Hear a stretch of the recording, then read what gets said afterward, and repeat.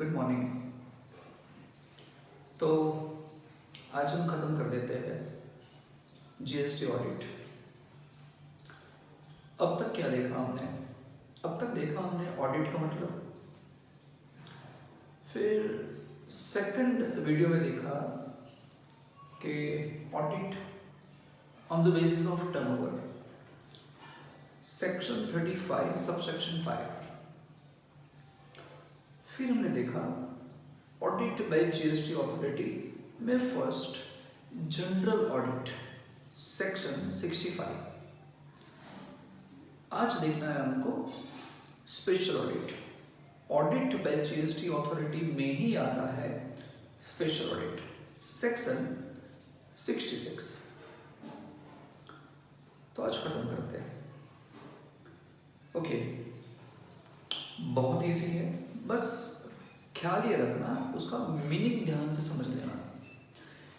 यहाँ आपको समझना पड़ेगा कि जनरल और स्पेशल के बीच में डिफरेंस क्या है। ऑडिट बाय जीएसटी डिपार्टमेंट तो है, लेकिन जनरल ऑडिट यानी स्पेशल ऑडिट में क्या डिफरेंस है। मीनिंग खत्म हो जाएगा, बाकी सब पॉइंट इजी है। चलिए, क्या डिफरेंस है। स्क्रूटिनी करते वक्त जीएसटी डिपार्टमेंट जब जीएसटी रिटर्न जीएसटीआर 1, 2, 3, 4, 5, 6 जो भी है, इस रिटर्न की स्क्रूटिनी करते वक्त, या जो रजिस्टर्ड पर्सन है जीएसटी में, उसके सामने कोई इन्वेस्टिगेशन चल रहा है उस वक्त, या उसके सामने कोई इंक्वायरी चल रही है उस वक्त, या कोई भी प्रोसीडिंग्स चल रहा है रजिस्टर्ड पर्सन के सामने, वो करते करते अगर कमिश्नर ऑफ जीएसटी या असिस्टेंट कमिश्नर ऑफ जीएसटी को ऐसा लगता है कि आपने जो जीएसटी की वैल्यू दिखाई है, वैल्यू ऑफ सप्लाई, वो आपने प्रॉपरली कैलकुलेट नहीं की। पहली बात, सिर्फ दो बातें इसके अंदर आती है। पहली बात, आपने जो वैल्यू ऑफ सप्लाई दिखाया है वो आपने प्रॉपरली कैलकुलेट नहीं किया। एंड दूसरा, आपने जो क्रेडिट मांगा है वो आपने रॉन्गली मांग लिया है, सही तरीके से नहीं मांगा है। ये दूसरी बात। ये दो बातें उनको मालूम चलती है। किसको मालूम चलता है? Commissioner of GST and assistant commissioner, उनको ये मालूम चलता है। और उस वजह से उनको ऐसा लगता है कि डिपार्टमेंट की जो रेवेन्यू है, जो इनकम है, वो सैक्रिफाइस्ड हो जाएगी। इस वजह से ये लोग आपको ऑडिट कराने के लिए बोलते हैं under section 66 of CGST act. Clear हुआ मीनिंग? ठीक है, ये थोड़ा अलग है जनरल ऑडिट से। आप जनरल ऑडिट को फिर से एक बार पढ़ना, सुनना ध्यान से, ठीक है। अब दो बात ध्यान से सुनना।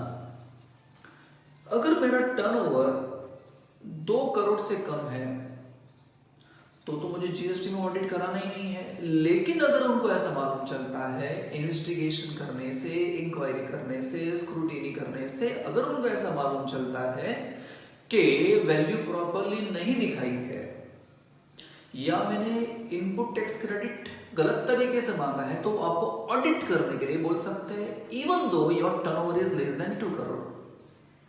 पहली बात। दूसरी बात, सबसे इंपॉर्टेंट बात, अगर आपका टर्नओवर 2 करोड़ से ज्यादा था, ठीक है, तो आपने ऑडिट कराया होगा, हाँ जी।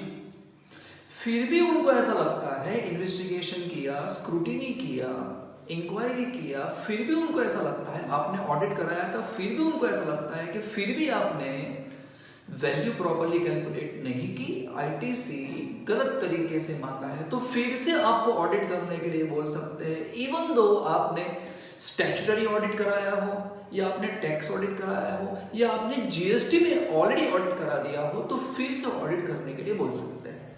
That is special audit section 66। Clear? I think so clear हो गया होगा। चलिए अब ये हो गया उसका मीनिंग वाला पार्ट, स्पेशल ऑडिट मीनिंग वाला पार्ट। ये वही है, ये वही बोर्ड पे वही लिखा है जो मैंने जनरल ऑडिट में लिखा हुआ था, वही पॉइंट है। इस पॉइंट के बेसिस पे एक्सप्लेन कर देना इजी पड़ेगा आपको। तो मीनिंग वाला पार्ट खत्म, व्हेन ऑडिट कराएंगे वो पार्ट खत्म। चलो दूसरा इन्फॉर्म। हाँ जी, यहां पे भी आपको रजिस्टर्ड पर्सन को इन्फॉर्म करना पड़ेगा। तो इन्फॉर्म करने के लिए नोटिस सेंड करनी पड़ेगी। यहाँ पे जो नोटिस आएगी, ये नोटिस 01 थी, 01 एंड 02 यहाँ रहता है, 03 नोटिस एंड 04 नोटिस यहाँ पे आएगा। ठीक है, इन्फॉर्म करने की नोटिस कौन सी, यहाँ पे 02। कौन सी नोटिस, 02। इन्फॉर्म करने के लिए नोटिस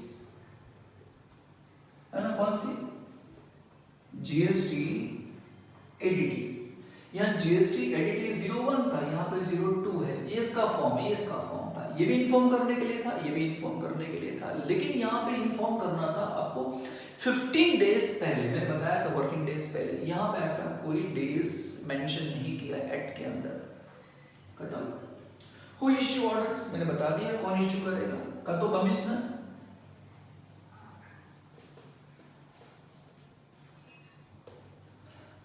तो असिस्टेंट कमिश्नर।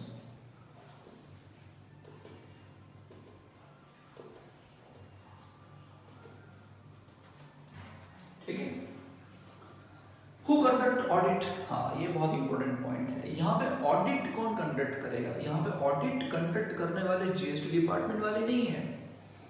यहाँ पे डिपार्टमेंट कमिश्नर या तो असिस्टेंट कमिश्नर ऑडिट करने के लिए का तो सीए के पास जाएंगे, का तो सीएमए के पास जाएंगे। यहाँ खुद नहीं करने वाले थे, जनरल ऑडिट में वो खुद करने वाले थे, खुद कर रहे थे। तो यहाँ पर ऑडिट करेगा सीए का तो सीएमए, मतलब सीए समझो सीए करेगा।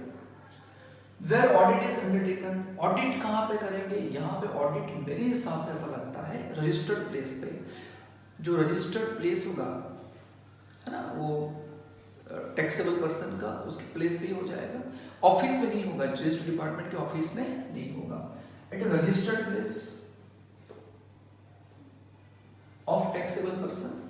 फिर who pay expense for audit, ये एक अच्छा पॉइंट है। अच्छा, एक्सपेंस कौन पे करेगा ऑडिट के, ऑडिट किसने करवाया, जीएसटी डिपार्टमेंट ने करवाया।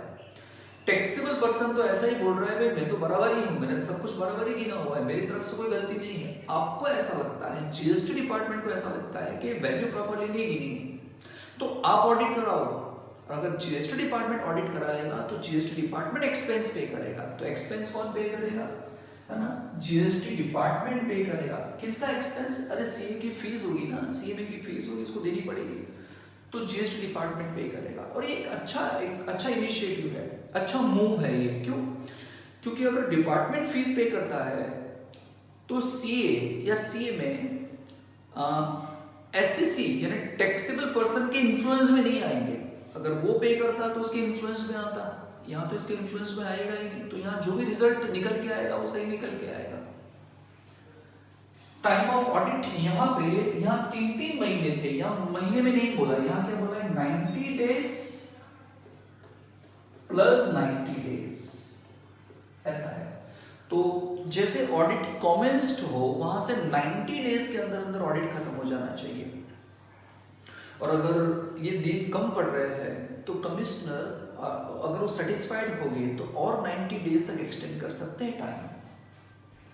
कंक्लूजन ऑफ ऑडिट, यहाँ पे ऑडिट जैसे कंक्लूड हो जाएगा तो उसको रिपोर्ट किया जाएगा रजिस्टर्ड टैक्सेबल पर्सन को। क्या किया जाएगा, रिपोर्ट। कौन से फॉर्म के अंदर, है ना, फॉर्म जीएसटी एडीटी 04, है ना, 2, 1 एंड 2, सॉरी ये था, ये होना चाहिए था 3, ये 3 होना चाहिए था। 3 एंड 4 यहाँ पे आता है एंड 1 एंड 2 यहाँ पे आता था। ठीक है, रिजल्ट ऑफ ऑडिट, है ना, इसका जो भी रिजल्ट आएगा, है ना, ऑडिट खत्म होने के बाद उसका रिजल्ट आएगा। एंड कमिश्नर को ऐसा लगता है, असिस्टेंट कमिश्नर को ऐसा लगता है कि भाई आपने टैक्सेस नहीं पे किए हैं या टैक्सेस शॉर्ट पे किए हैं या आपने गलत तरीके से रिफंड मांग लिया है या आपने आईटीसी सही तरीके से अवेल नहीं किया है, तो वो एक्शन ले सकते हैं सेक्शन 73 74 में। एग्जैक्टली सेम पॉइंट है, ये सेम पॉइंट यहाँ पे है। कौन कौन सा? Tax not paid, same point यहाँ पे। टैक्स शॉर्ट पेड किया होगा या आपने रिफंड गलत तरीके से मांग लिया होगा या आईटीसी गलत तरीके से क्लेम किया होगा, तो सेक्शन 73 74 के तहत वो एक्शन ले सकते हैं। 73 74 पढ़ लेना, मालूम चल जाएगा। डन। तो ये खत्म हो गया आपका यहाँ पे क्या, स्पेशल ऑडिट। तो यहाँ पे जीएसटी ऑडिट क्या हो गया, खत्म। मेरे हिसाब से ये मोस्ट इंपोर्टेंट क्वेश्चन है। का तो आपको टैक्स ऑडिट पूछेंगे, का तो आपको जीएसटी ऑडिट पूछेंगे, इन दोनों में से एक क्वेश्चन पक्का आएगा। ठीक है, थैंक यू।